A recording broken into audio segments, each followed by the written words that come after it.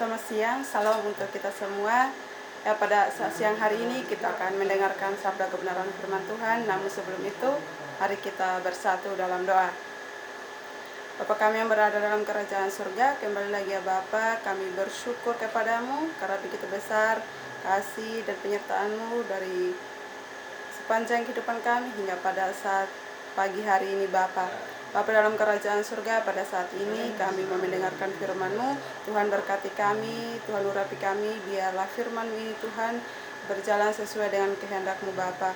Bapa dalam kerajaan surga, inilah ungkapan syukur kami, hanya di dalam nama Tuhan Yesus Kristus kami berdoa kepada Bapa di surga. Amin. Ya,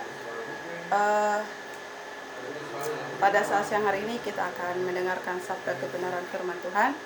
Ya, selama kita masih hidup di dunia ini, pasti kita membutuhkan yang namanya iman. Nah, ketika suatu hal yang mustahil menghampiri kita, tantangan, rintangan yang menghadapi kehidupan kita, marilah kita tetap berjalan sesuai dengan kehendak Tuhan, walaupun itu tidak sesuai dengan proses demi proses dalam kehidupan kita. Nah, walaupun kita tidak melihat langsung secara iman itu, tetapi marilah kita jalani hari hidup kita sehari-hari dengan penuh kehendak Tuhan. Nah, setiap orang itu memiliki kualitas iman yang berbeda-beda. Nah, sebagai orang yang percaya kepada Yesus Kristus, kita harus bisa mempertahankan kualitas iman itu. Nah, mari kita bukakan Alkitab kita yang terdapat dalam Ibrani pasalnya yang ke-11 ayatnya yang ke-1. Saya akan membacakan untuk kita sekalian. Iman adalah dasar dari segala sesuatu yang kita harapkan dan bukti dari segala sesuatu yang kita tidak lihat. Nah, saya akan membagikan tema untuk kita semua. Iman adalah sebagai orang percaya harus mempertahankan iman. Nah, saya akan membagikan poin untuk kita semua. Poin yang pertama yaitu iman kita bisa lemah atau kuat. Nah, kita bisa bacakan di Alkitab kitab Roma pasalnya yang ke-4 ayatnya yang ke-19 hingga ayatnya yang ke-20.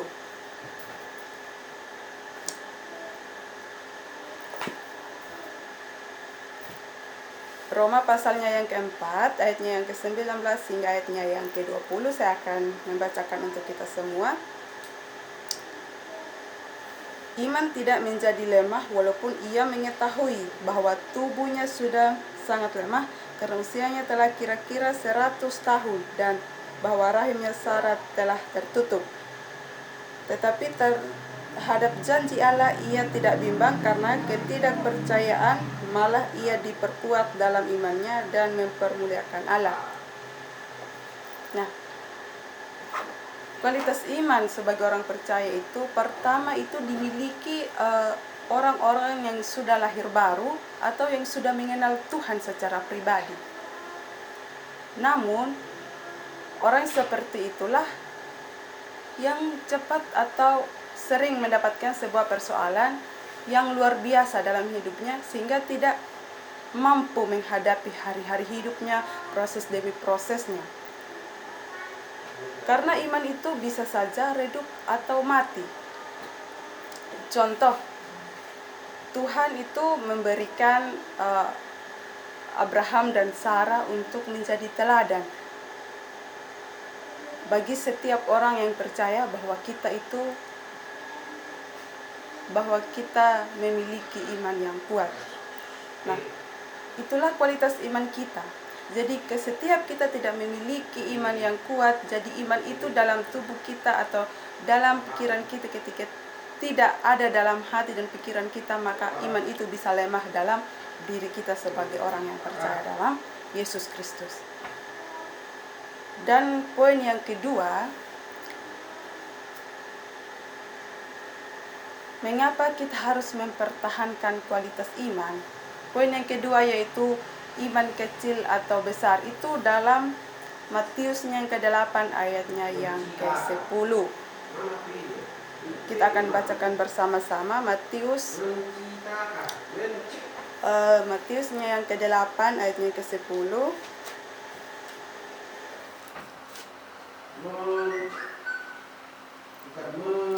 Setelah Yesus mendengar hal itu, heranlah ia dan berkata kepada mereka yang mengikutinya, "Aku berkata kepadamu, sesungguhnya iman sebesar ini tidak pernah aku jumpai pada seorang pun datang pun di antara orang Israel." Nah, kualitas iman yang kedua ini adalah mungkin dalam beberapa antara kita ini memiliki iman yang bukan berarti kata iman itu sudah mengikut Tuhan. Itu belum tentu, saudara-saudara yang dikasihi dalam nama Tuhan Yesus Kristus. Kualitas iman itu sudah belum tentu kita mengikut Tuhan. Itu adalah iman yang kecil atau besar. Nah, iman itu timbul ketika kita melayani di gereja, namun iman itu timbul dari pendengaran akan firman Tuhan. Nah, disitulah kita bisa melihat iman kita, bukan dari segi bagaimana kita pelayanan dalam gereja, bagaimana kita menghadapi setiap persoalan dalam kehidupan kita. Nah, iman itu akan bertumbuh ketika kita menggali akan kebenaran firman Tuhan. Kita tidak bosan mendengarkan sabda kebenaran firman Tuhan, karena di situ kita akan bertambah iman atau bertumbuh iman. Jadi orang-orang yang percaya kepada Yesus Kristus, kita harus bisa mempertahankan kualitas iman, baik iman kecil maupun kualitas iman yang besar, karena di situ kita bisa mengkoreksi diri, kita bisa mempertumbuhkan iman kita. Nah, dan poin yang ketiga, kekurangan iman atau bagaimana kita mempertahankan iman, kualitas iman. Yang poin yang ketiga itu kekurangan iman atau berlimpah iman. Di situ kita bisa bacakan di kitab Tesalonika 3 ayatnya yang ke-10. Saya akan membacakan untuk kita semua.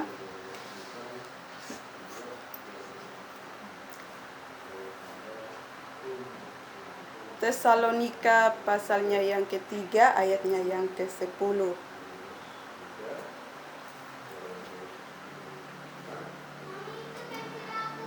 Siang malam kami berdoa sungguh-sungguh supaya kita bertemu muka dengan muka dan menambahkan apa yang masih kurang pada imanmu. Nah, firman Tuhan ini, saudara-saudari yang dikasihi dalam nama Tuhan Yesus Kristus, sangat menegaskan untuk kita.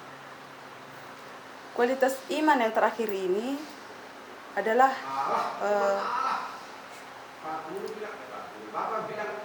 kekurangan iman atau berlimpah iman. Nah, setelah kita memiliki iman, kita sebagai orang-orang yang percaya, kalau kita sudah memiliki iman, kita perlu mengasah dan menambahkannya. Nah, dengan cara apa, saudara-saudara yang dikasihi dalam nama Tuhan kita Yesus Kristus? Dengan cara menambahkannya, yaitu melalui doa dan firman Tuhan. Nah, ketika kita sebagai orang percaya, saya sudah memiliki iman yang sudah kuat, jadi saya mampu menghadapi hari hidup saya dengan iman saya. Tetapi kalau kita sudah memiliki iman, orang percaya itu, kita harus perlu menambahkannya dengan apa? Melalui doa kita, melalui kebenaran firman Tuhan. Di situ kita akan bisa menambahkannya. Kita harus bisa mengasahkannya dari doa dan firman Tuhan, saudara-saudara yang dikasihi dalam nama Tuhan Yesus Kristus. Orang yang memiliki kualitas iman seperti kekurangan atau berlimpah iman karena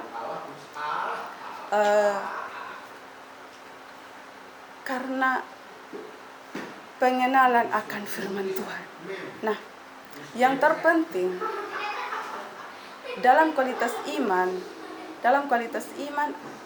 ajaran diharapkan dalam tindakan. Nah, jika iman itu tidak disertai dengan perbuatan, maka akan bisa melihat hasil dari apa, saudara-saudari, yang dikasih dalam Tuhan Yesus, yaitu dari iman, yaitu kemurahan Tuhan. Nah, kita sebagai orang yang percaya, marilah kita lakukan firman Tuhan ini dalam ketiga poin ini, yaitu ada 3 poin, saudara-saudara yang dikasihi dalam nama Tuhan kita Yesus Kristus.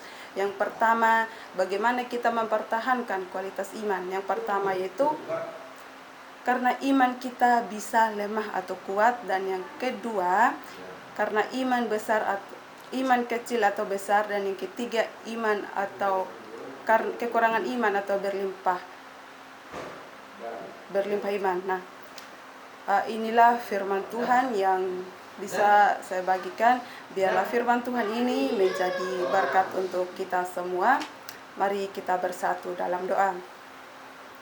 Bapa kami yang berada di dalam kerajaan surga, kembali lagi ya Tuhan, kami bersyukur kepadamu atas penyertaan Tuhan, di mana Engkau sudah menyertai kami dari sepanjang kehidupan kami hingga pada saat ini. Bapa di surga, pada saat siang hari ini kami sudah mendengarkan firman-Mu. Biarlah firman ini menjadi dasar untuk menjadi iman yang kuat, untuk mampu menjalani hari-hari hidup kami dengan proses demi proses yang daripada Tuhan.